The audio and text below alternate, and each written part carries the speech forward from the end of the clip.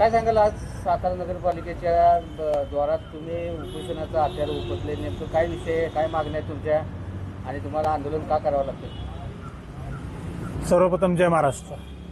सर्व शाहूवासियांना 368व्या छत्रपती संभाजी महाराज जयंतीच्या निमित्ताने त्रिवार अभिनंदन. आज सातारा नगर परिषद सातारा या ठिकाणी मी आजपासून अन्नत्याग आंदोलन सुरू केलं. याचं कारण म्हणजे विद्युत, सार्वजनिक विभाग, आरोग्य विभाग यामध्ये प्रचंड प्रमाणात असलेला भ्रष्टाचार. आज आपण जर बघितलं, मागच्या 6 महिन्यापासून राजवाड्यापासून ते नगरपालिकेपर्यंत, राजवाड्यापासून ते कमानी हौदापर्यंत पहिला टप्पा आणि कमानी हौदापासून ते नगरपालिकेपर्यंत दुसरा टप्पा, दोन्ही राजवाड्यापासून ते कमानी हौदापर्यंत दोन्ही बाजूनी जे ऐतिहासिक दिवे आणि खांब बसवले गेलेले आहेत, आजची त्याची झालेली दुरावस्था म्हणजेच सपशेल त्या ठेकेदारांनी नगरपालिकेला फसवलेलं आहे. मागच्या 6 महिन्यापासून ही वस्तुस्थिती आहे, तरी पण नगरपालिकेच्या मुख्याधिकाऱ्यांनी कोणतीही कारवाई त्या संदर्भात केलेली नाही. आज या संदर्भात दुसरा फेज जर आपण बघितला, कमानी हौद ते नगरपालिका, ह्याच्यामध्ये सुद्धा 30% प्रमाणात हे नवीन पोलवरचे खांब दिवे हे 30% प्रमाणात बंद आहेत. म्हणजे ही पूर्ण खरेदीच नगरपालिकेला फसवण्याच्या स्वरूपात झालेली आहे.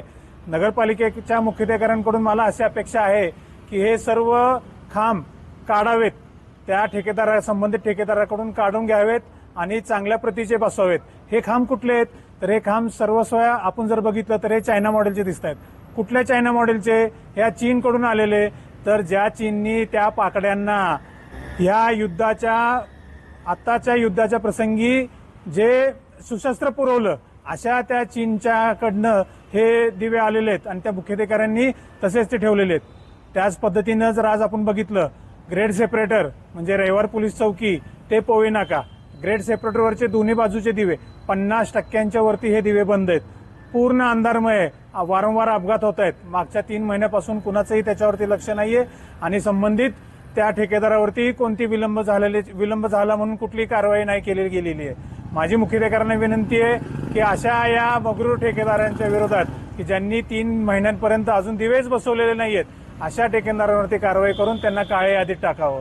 त्याच पद्धतीनं जर आपण बघितलं, सिटी सर्व्हे नंबर 134-35 यादवगोपाळ पेठ, आज जे काय तिथं उद्यान तयार करायचं मागच्या 5 वर्षापासून चालू आहे. कोट्यावधी खर्च करून सुद्धा आज तागायत ते उद्यान लोकार्पण झालेलं नाही. ह्याचा अर्थ काय, तर लहान भाऊ आणि मोठा भाऊ ह्याच्यामध्येच आतापर्यंतचे पैसे संपले की काय, म्हणून ते उद्यान अजूनपर्यंत पूर्ण झालेलं नाहीये.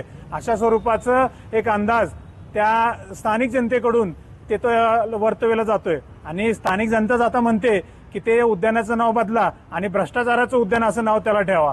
हे उद्यान कधी होणार, हे उद्यानाची लोकार्पण सोहळा कधी होणार, ह्याची तारीख माननीय मुख्याधिकाऱ्यांनी येत्या 1 दिवसामध्ये किंवा 2 दिवसामध्ये प्रसारमाध्यमातून डिक्लेअर करावी. त्याच पद्धतीने शेवटचा मुद्दा तो असा आहे की संपूर्ण नगरपालिकेच्या हद्दीमध्ये घरांवरती, गाळ्यांवरती QR कोड बसवले गेलेले आहेत. आजच्या घडीला ते QR कोड कुठल्याही पद्धतीने स्कॅन केले गेलेले नाहीयेत, स्कॅन केले जात नाहीयेत. एवढा अंदाजे कोट्यावधीचा खर्च मग कशासाठी?